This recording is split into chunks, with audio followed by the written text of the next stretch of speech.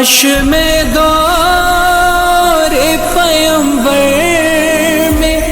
اٹھایا مدت کم سے کم 3 دن ہے اور زیادہ سے زیادہ 10 دن ہے. اپنے امام صاحب امام اعظم ابو حنیفہ کے یہاں اگر 3 دن سے کم کسی عورت کو خون آتا ہے یا 10 دن سے زیادہ کسی عورت کو خون آتا ہے تو وہ حیض کا خون نہیں ہے, وہ بیماری کا خون ہے. تو جب تک حیض کا خون آئے اس مدت میں عورتوں کو نماز معاف ہے. اسی طرح سے جب بچہ پیدا ہوتا ہے اس کے بعد جو خون آتا ہے اسے نفاس کہتے ہیں, جس کی مدت کم سے کم متعین نہیں ہے اور زیادہ سے زیادہ 40 دن ہے. 40 دن کے بعد بھی اگر وہ خون آتا ہے تو وہ نفاس کا خون نہیں ہے, وہ بیماری کا خون ہے. ایسی حالت میں عورتوں کو غسل کر کے نماز پڑھنا چاہیے, اور اگر 40 دن سے پہلے ہی وہ خون رک جاتا ہے تو پھر عورت کو غسل کر کے پاک صاف ہو کر کے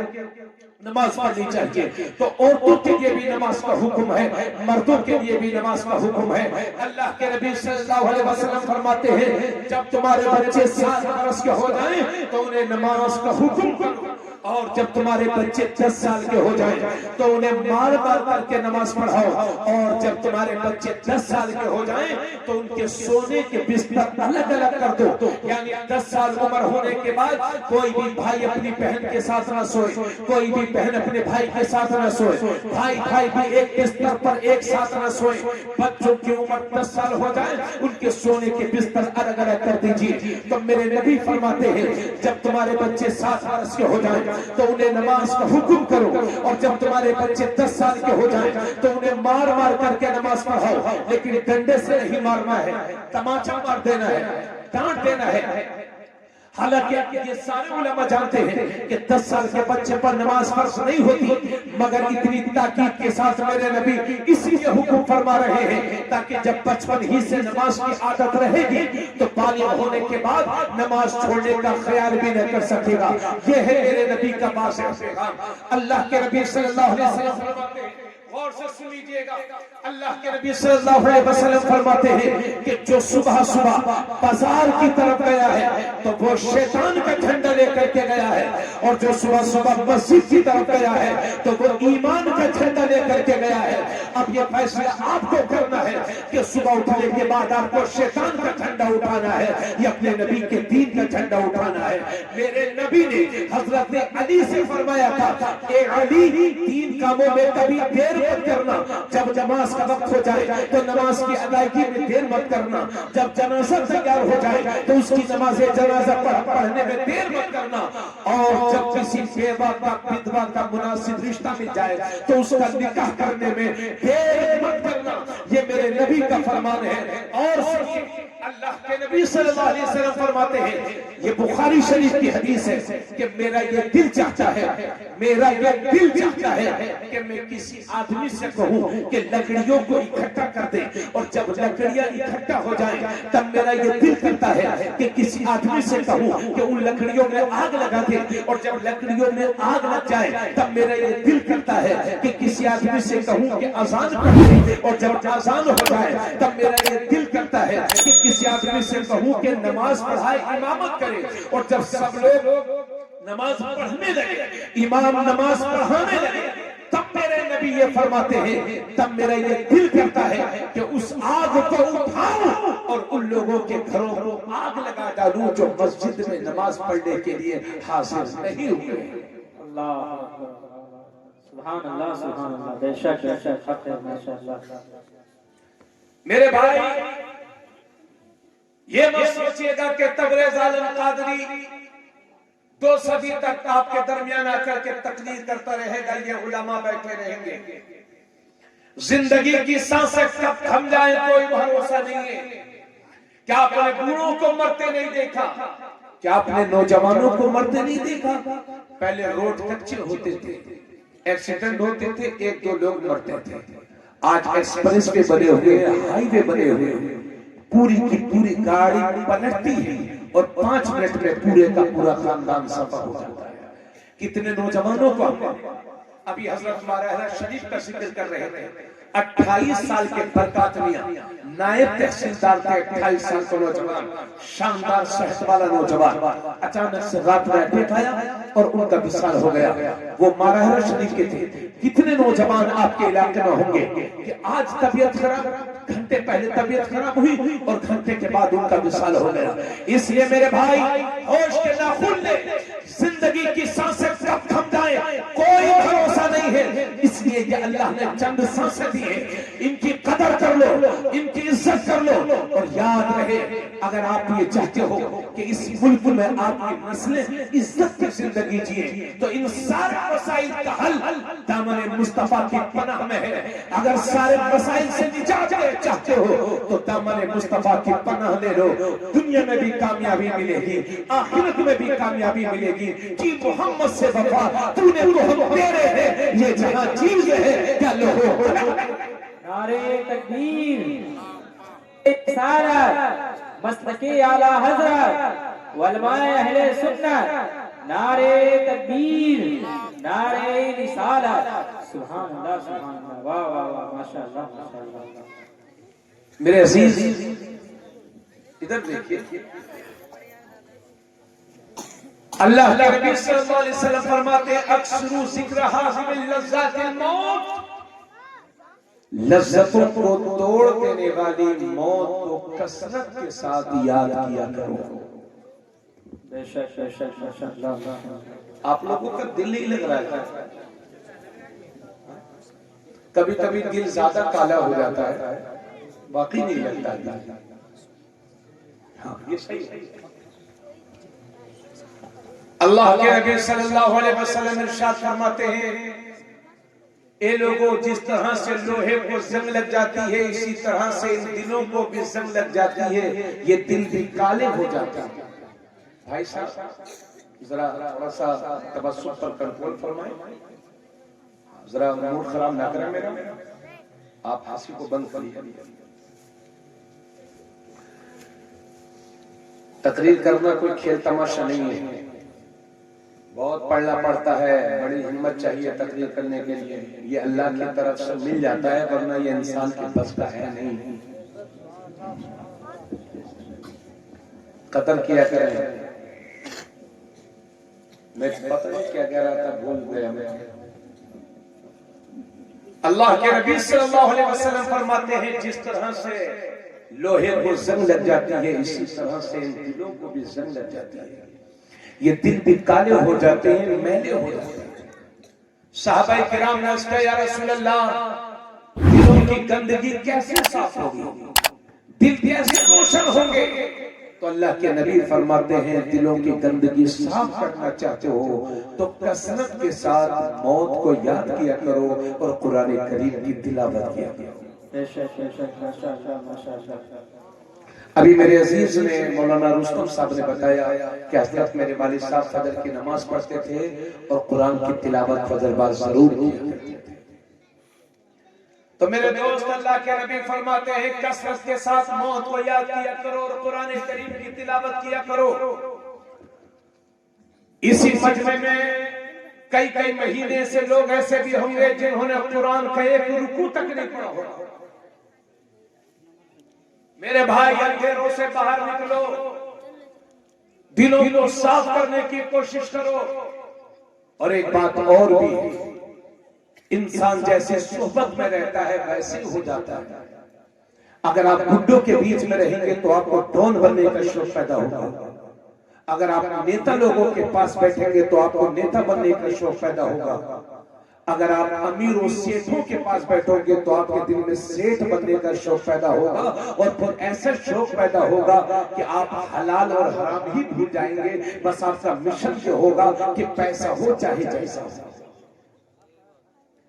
آپ چور کے پاس بیٹھو گے چور ہو جاؤ گے، شرابی کے پاس بیٹھو گے شرابی ہو جاؤ گے۔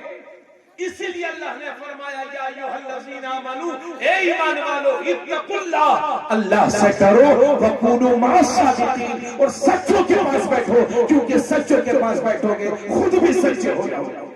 سبحان اللہ سبحان اللہ ماشاءاللہ۔ اب آپ اس میں آئے ہیں، آپ کے درمیان ہمارے درمیان سب کو اچھا اور نیک مسلمان بننے کا جذبہ پیدا ہو رہا ہے۔ یہ کیوں؟ یہ صحبت کا اثر ہے۔ آپ رسول کے پاس بیٹھیں گے ویسا بننے کا آپ کو شوق پیدا ہوگا۔ اس لیے میرے بھائی نیک لوگوں کی صحبت اختیار کیا کرو، لفنگوں لچوں گنڈوں کے چکر میں مت پڑا کرو، حرام خوروں کے پاس نہ بیٹھا کرو، اللہ کے نیک بندوں کے پاس بیٹھا کرو جہاں سے بیٹھ کر کے تمہیں کچھ سیکھنے کا موقع ملے۔ اللہ کے نبی صلی اللہ علیہ وسلم فرماتے ہیں لذتوں کو توڑ دینے والی موت کو کثرت سے یاد کیا کرو۔ معلوم ہے اعلیٰ حضرت نے المنفوس شریف میں ذکر فرمایا ہے، اعلیٰ حضرت نے فرمایا، مفتی اعظم نے اسے تحریر کیا، اعلیٰ حضرت نے فرمایا کہ 1000 تلواروں کے وار سے جتنی تکلیف ہوتی ہے موت کے جھٹکے سے اس سے بھی زیادہ تکلیف ہوتی ہے۔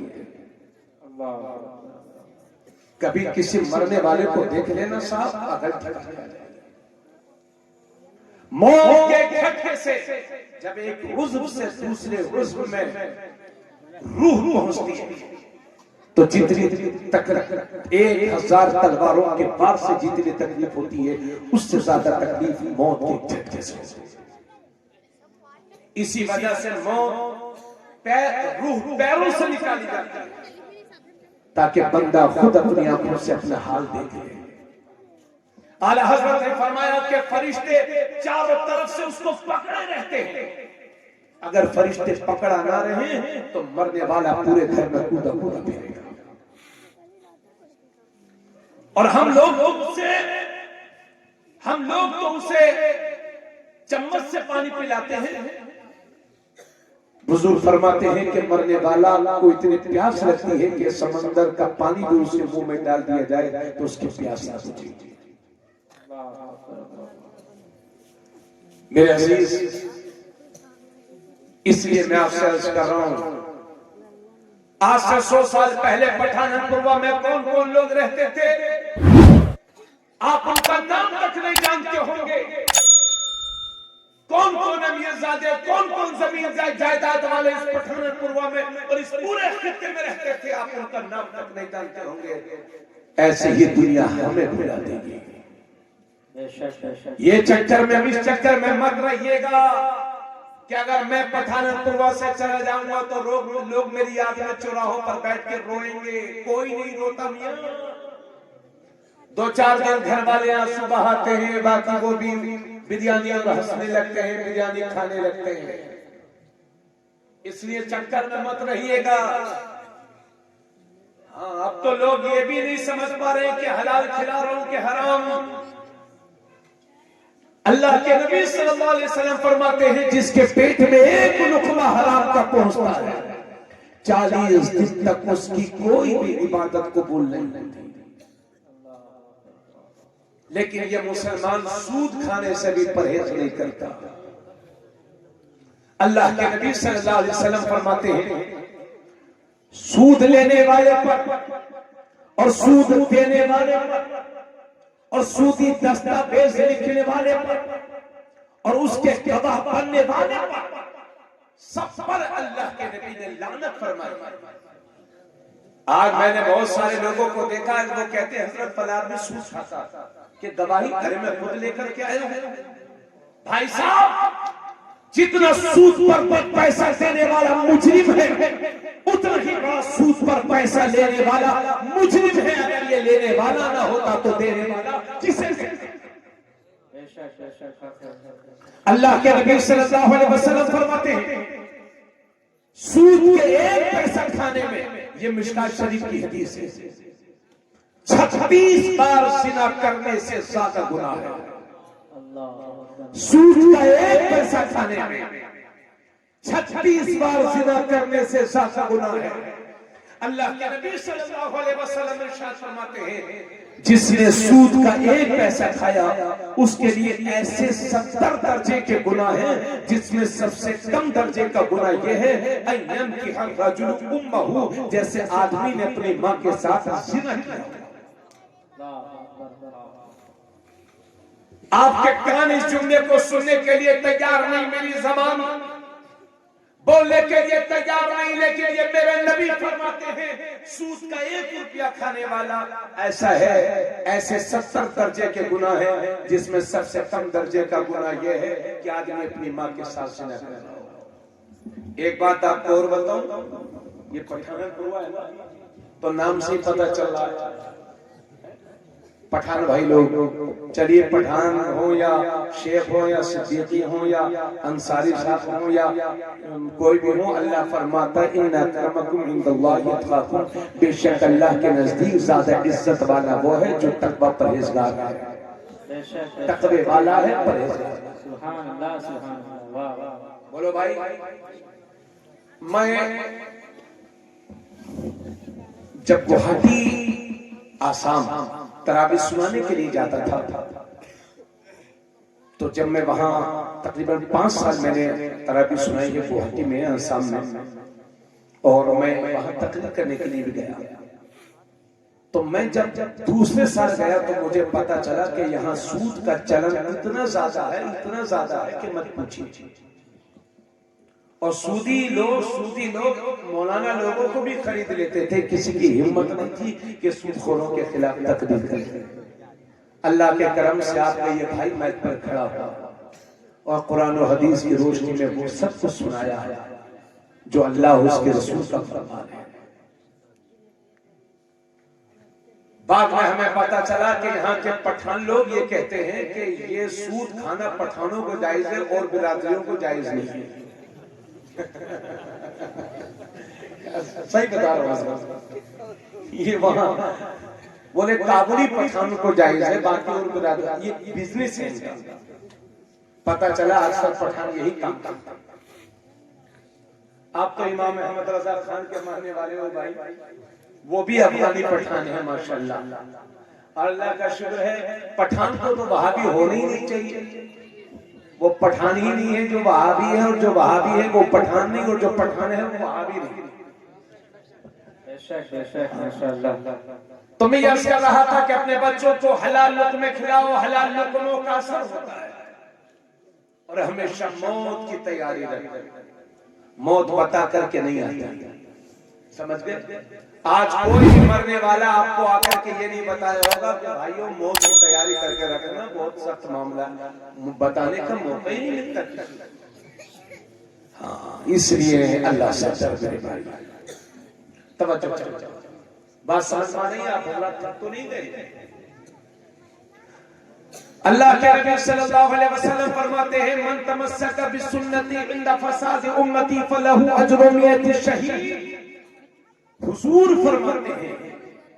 کہ جس نے میری سنت کو مضبوطی سے پکڑا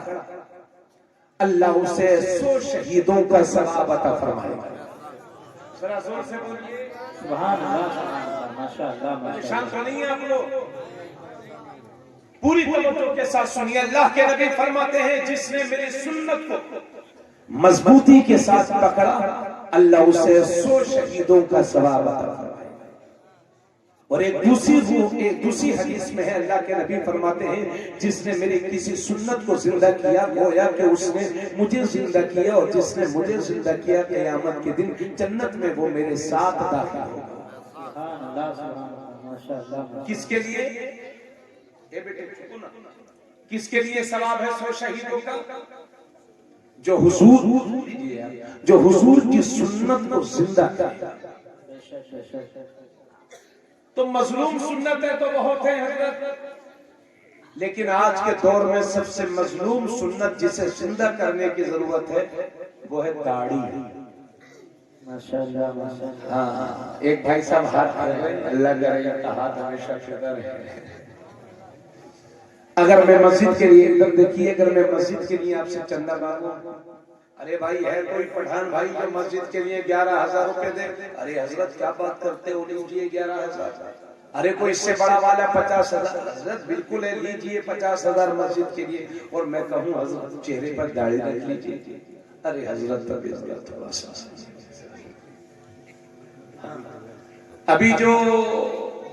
پرسوں پردھان منتری جی، پرانے پردھان منتری کا انتقال ہوا ہے نا، معلوم ہے؟ پردھان نہیں تھے وہ، پردھان منتری بھائی صاحب 10 سال پردھان منتری کی کرسی پر بیٹھا مگر بندے کو دیکھا نہیں ہوگا اپنے کے سر سے پگڑی اٹھی ہو مگر یہ ذرا سے چھوٹے سے نیتا بن گئے تو سب سے پہلے داڑھی منڈائیں گے کیوں بڑے بڑے لوگوں میں جانا ہوتا ہے بولو صحیح بول رہا ہوں کیا غلط بول رہا ہوں آج کے دور میں سب سے مظلوم سنت ہے یہ داڑھی اور اگر کسی نوجوان نے داڑھی رکھ لی تو اس کی ماں سے کہتی ہے ارے بیٹے ابھی تو تیرے ابو نے بھی نہیں رکھی تو نے کیوں رکھ لی ابھی تو تیرے ابو نے بھی نہیں رکھ لی اور اپنے بیٹے تیری ابھی عمر ہی کیا ہے اور اگر کسی نے داڑھی رکھ لی ہے اور محلے والوں کو پتا چلا کہ فلاں آدمی نے داڑھی رکھ لی ہے اچھا ملا بنا ہے ملا لگتا ہے کسی مدرسے مزار کی گدی ہے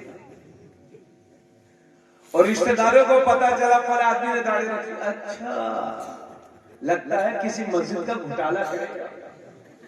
اما جب ہم خود اپنے نبی کی سنتوں کا مذاق اڑائیں گے تو ہمارا یہ حق نہیں ہوگا تو اور کیا ہوگا یاد رکھیں میری بات تلواروں کے زخم بھر جاتے ہیں لیکن زبانوں سے نکلے ہوئے جملوں کے زخم نہیں بھرتے شہید مجاہد جو میدان جہاد میں گئے گردن کٹی اور جنت میں پہنچا مگر یہ شخص جس نے حضور کی سنتوں کو زندہ کیا ہے کبھی گھر والوں کے تانے سن رہا ہے کبھی رشتہ داروں کے تانے سن رہا ہے کبھی محلے والوں کے تانے سن رہا ہے تلواروں کے زخم بھر جاتے ہیں لیکن زبانوں سے نکلے ہوئے جملوں کے زخم کبھی نہیں بھرتے اس لیے مجاہد کے لیے ایک شہادت کا ثواب ہے اور حضور کی سنت کو زندہ کرنے والے کے لیے 100 شہیدوں کی شہادت کا نعرہ تکبیر نعرہ رسالت نعرہ رسالت مفتی تبریز عالم صاحب قادری نعرہ تکبیر نعرہ رسالت آپ برا مت جانیے گا میری بات سنیے آپ برا مت جانیے اور اگر برا جانیں گے بھی تو کیا ہوا اس دن سے بہتر ہے کہ جس دن بغیر داڑھی کے قبر میں پہنچے کہیں ایسا نہ ہو کہ حضور چہرہ دیکھ کر کے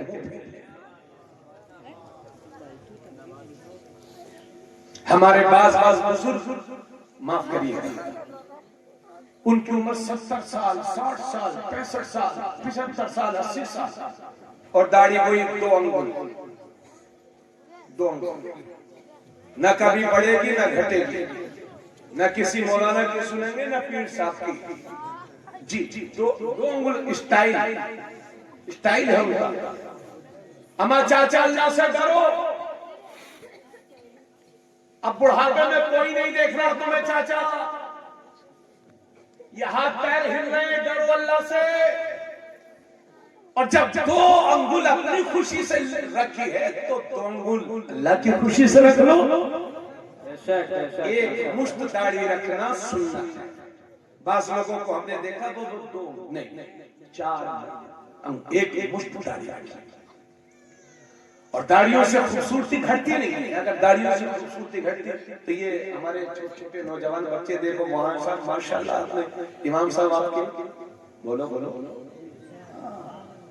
اور ارے یار ابھی میں اڑیسہ گیا تھا میں نے ایک نوجوان کو دیکھا بس 19-20 سال کا ہوگا یہ زیادہ ہوگا 22-23 سال کا سے زیادہ نہیں تھا چہرے پر اس کی داڑھی اور اتنی نورانیت اتنی رونق اتنی نور اتنی روشنی جب وہ ملنے کے لیے آیا تو میں نے کہا کسی سے پوچھا یہ مولانا صاحب نے کہا حضرت نہیں یہ فلاں سیٹھ کا لڑکا ہے اس کا باپ ارب پتی کروڑوں کا کاروبار اور چہرے پر سنت مصطفیٰ نیک وقت کی نماز قضا نہ قرآن کی تلاوت چھوٹے جا کے دیکھو ممبئی میں عرب پتیوں کے بیٹے چہرے پر سنت مصطفیٰ سجا کر کے اپنے رسول کی سنت کی شان بلند کرتے ہیں کیسے مسلمان ہو اگر انقلاب چاہتے ہو اگر تم یہ چاہتے ہو کہ دنیا میں تمہارے نام روشن ہو تم یہ چاہتے ہو کہ تمہاری نسل اس ملک میں راج کرے تم یہ چاہتے ہو کہ بدوار قوم کی حیثیت سے ہم زندہ رہیں تو آؤ سارے مسائل کا حل دامن مصطفیٰ کی پناہ میں ہے جس کی پناہ تمہیں دنیا میں بھی عزت دے گی آخرت میں بھی عزت دے گی کہ محمد سے وفا تو نے تو ہم دے رہے ہیں یہ جہاں چیز ہے کہ لوگوں کو نعرہ رسالت نعرہ رسالت مسلک اعلیٰ حضرت مسلک اعلیٰ حضرت فیضان مسولی نعرہ تکبیر نعرہ رسالت اس لیے آپ سے گزارش کرتا ہوں بیٹے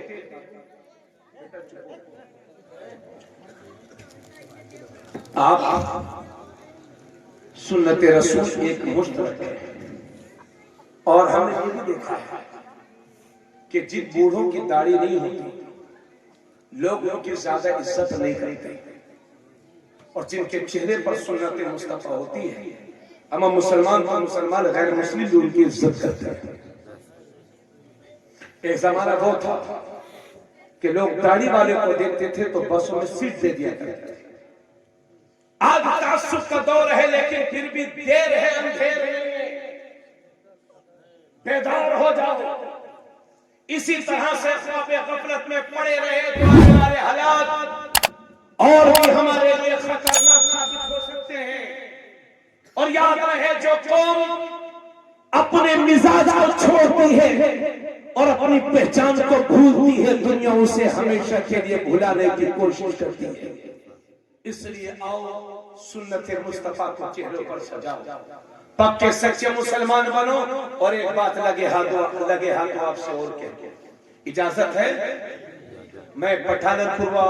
2-3 بار آ چکا ہوں یہ شاید چوتھی یا تیسری بار ہے اللہ قبول فرما میری طبیعت آج ٹھیک نہیں ہے میں درد دل بیان کرنے کی کوشش کر رہا ہوں آپ اس کو محسوس کیجئے میرا دل بھی نہیں تھا آنے کا مولانا رستم صاحب میرے بڑے عزیز ہیں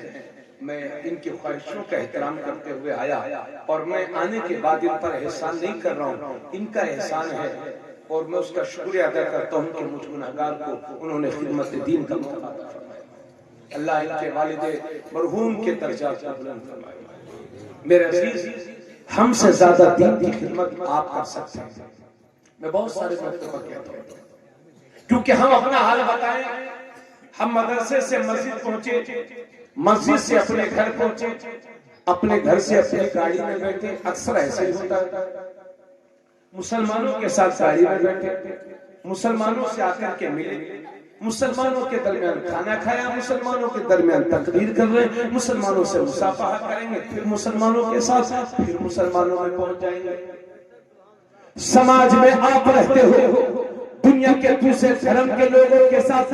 بزنس میں پارٹنرشپ آپ کی ہے کھیتوں میں مزدوری اور کام دوسرے دھرم کے لوگوں کے ساتھ آپ کرتے ہیں اس لیے میری سمجھ تو یہ ہے کہ ہم سے زیادہ دین کی خدمت آپ کر سکتے ہیں اور ایک بات اور یاد رکھیے آج کے دور میں دوسری قومیں ہماری بدعمالیوں کی وجہ سے ہم سے اتنی دور ہو گئی ہے کہ نہ وہ ہمارا قرآن پڑھتی ہے نہ وہ ہماری حدیث پڑھتی ہے لوگ ہمیں دیکھتے ہیں اور اسلام کو سمجھنے کی کوشش کرتے ہیں اس لیے میرے عزیز تیری یہ ذمہ داری بنتی ہے کہ تجھے چلتا پھرتا اسلام بننا ہوگا تجھے سچا پکا مسلمان بننا ہوگا اگر تیرے پڑوس میں کوئی غیر مسلم بھی رہتا ہو تو اس کے ساتھ ایسا سلوک کرو کہ وہ بھی تمہارے نبی کی سیرت پڑھنے پر مجبور ہو جائے اگر تمہارے قریب میں کوئی دکاندار ہو تو اسے تمہارا اعتماد حاصل ہو جائے اللہ کے نبی فرماتے ہیں مومن وہ ہے کہ جس کے پڑوسی کی جان اور اس کا مال اس مومن کی وجہ سے محفوظ رہے خطرے میں نہ پڑے وہ مسلمان ہے کہ جس کا پڑوسی کی جان خطرے میں نہ پڑے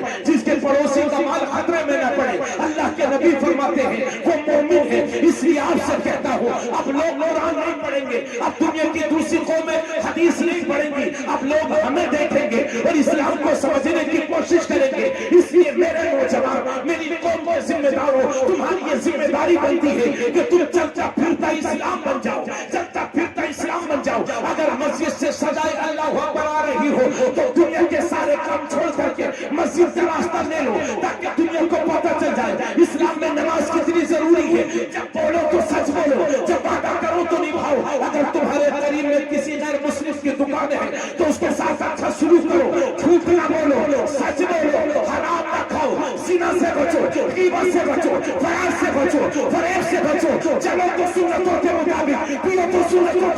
مطابق، شادی کرو تو سنتوں کے مطابق، بولو تو سنتوں کے مطابق، تاکہ دنیا یہ کہنے پر مجبور ہو جائے کہ جب نبی کا غلام ایسا ہے تو اس غلام کا ایمان کیسا ہو؟ اللہ اکبر.